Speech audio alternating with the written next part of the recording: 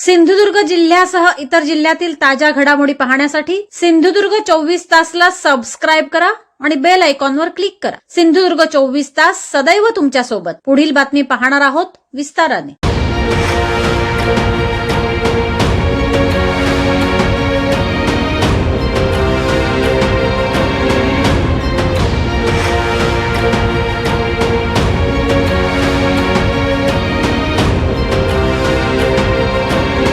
सिंधुदुर्ग आणि कोल्हापूर जिल्ह्याच्या सीमेवर आणि सह्याद्री पर्वताच्या उंच रांगांमध्ये असलेला ऐतिहासिक रांगणागड मागील काही वर्षात पर्यटक तसेच गिर्यारोहणास येणाऱ्यांसाठी उत्सुकतेचा विषय बनला आहे। सिंधुदुर्गातील कुडाळ तालुक्यातील नारूर या गावातून या रांगणागडावर जाण्यासाठी पर्यटकांना वनविभागाकडून विशेष सुविधा देण्यात येत आहेत। दरवर्षी या गडावर हजारो पर्यटक भेट देत असून यामुळे सिंधुदुर्ग जिल्ह्यातही पर्यटन वाढीस चालना मिळत आहे। इव्हन सिंधुदुर्ग किल्ल्याचं जे बांधकाम झालं ते सुद्धा रांगणा किल्ल्याच्या अधिपत्याखाली झालेलं आहे। त्यामुळे या गडाला तेवढं महत्त्व आहे। त्यामुळे स्वतः महाराज म्हणतात, एक रांगणा खबरदार तर सर्व काही सुरक्षित। तर अशा या किल्ल्यावरती आपण आज ट्रेक करणार आहोत। संख्या खूप मोठी आहे। मला वाटतं आमच्या गावातून एवढ्या मोठ्या संख्येनं जाणारा हा पहिलाच ग्रुप असा।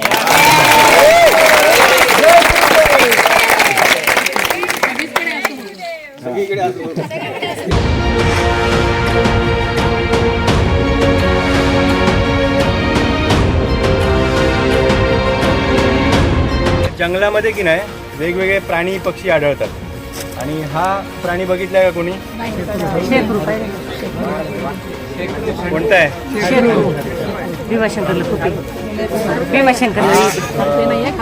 खारुताई जशी असते तसा दिसतो आणि महाराष्ट्राचा राज्य प्राणी आहे आणि इथे बऱ्यापैकी आढळतो तो। आणि याची एक टेक्निक असते की हा जेव्हा घरटे बांधतो ना तेव्हा तो वेगवेगळ्या ठिकाणी बांधतो। एकच घरटा असत नाही त्याचा, ती त्याची एक डिफेन्स टेक्निक आहे की 4-5 झाडांवरती घरटे असतात। म्हणजे वरून कोणी जरी त्याच्या पिल्लांना पकडायला आलं तर ते कन्फ्यूज झाले पाहिजे त्याच्यासाठी आहे। तशाच प्रमाणे बरीचशी फुलपाखरं, जवळपास 250 प्रकारची फुलपाखरं, 200-250 प्रकारच्या रानभाज्या या ठिकाणी आहेत। तर आपला ग्रुप सगळा मोठा आहे, त्याच्यामुळे सगळ्यांना जर आपण माहिती देत बसलो तर वरती पोचायला आपल्याला उशीर होईल आणि हत्तीची सोंड माची हा जो पॉईंट आहे तो आपला स्किप करायला लागेल। त्याच्यापेक्षा आपण वरती जाऊया सगळेजण आणि त्याच्यानंतर सगळी माहिती घेऊया, ठीक आहे? रांगणागडावर जाणाऱ्या पर्यटकांसाठी सिंधुदुर्ग वनविभागाने नारूर या गावाच्या पायथ्याशी प्रवेशद्वार बनविले आहे। या गडावर जाण्यासाठी सरळ सोपे दगडांनी बांधलेले मार्ग, विश्रांतीगृह, जेवण बनविण्याची सुविधा, स्वच्छतागृह, वन्यजीव प्रेमींसाठी मचान व्यवस्था केली आहे।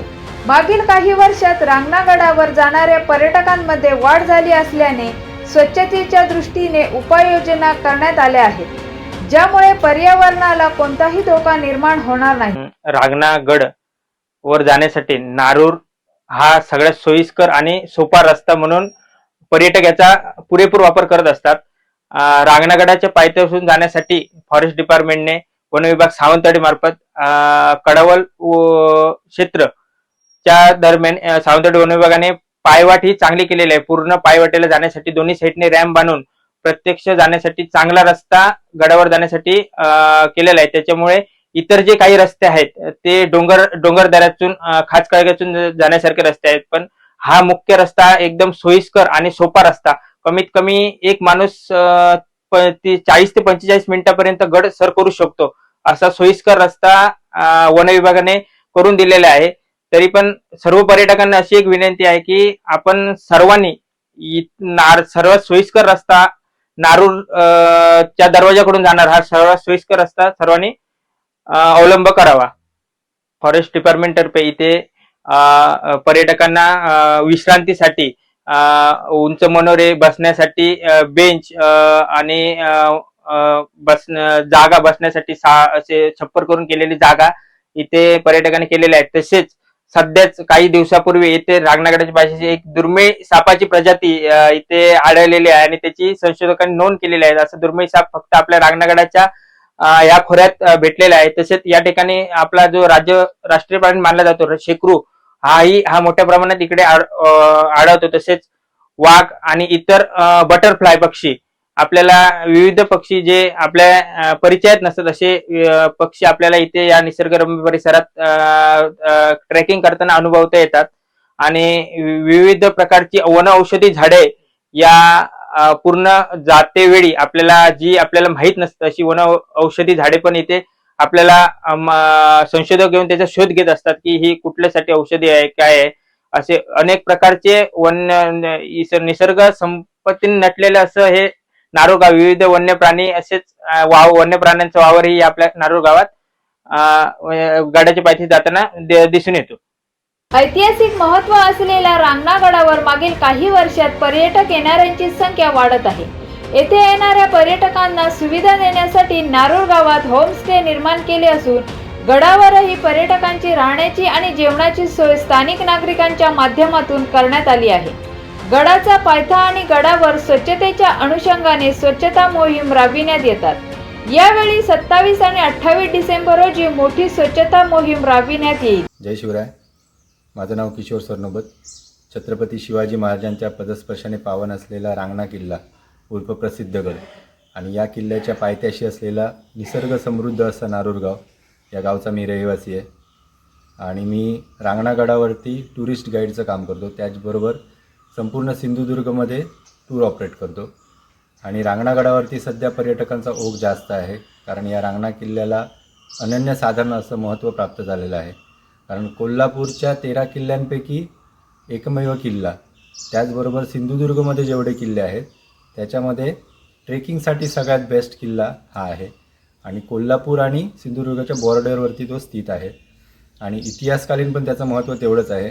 हा बॉर्डरवरती असल्यामुळे सिंधुदुर्ग, गोवा आणि कोल्हापूर या तिन्ही भागांवरती वर्चस्व मिळवण्यासाठी रांगणागड ताब्यात असणं खूप गरजेचं होतं. आणि याच कारणास्तव या किल्ल्यावरती भरपूर आक्रमण झाली. राजे आग्र्यात जेव्हा कैदेत होते त्यावेळी सिंधुदुर्ग किल्ल्याचं बांधकाम चालू होतं.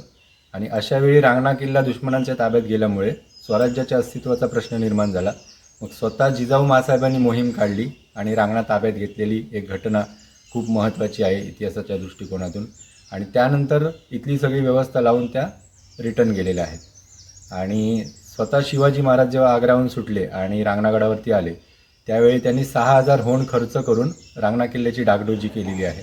आणि त्यानंतर मनोहर मनसंतोष गडावरती त्यांनी 1 महिना वास्तव्य केलं.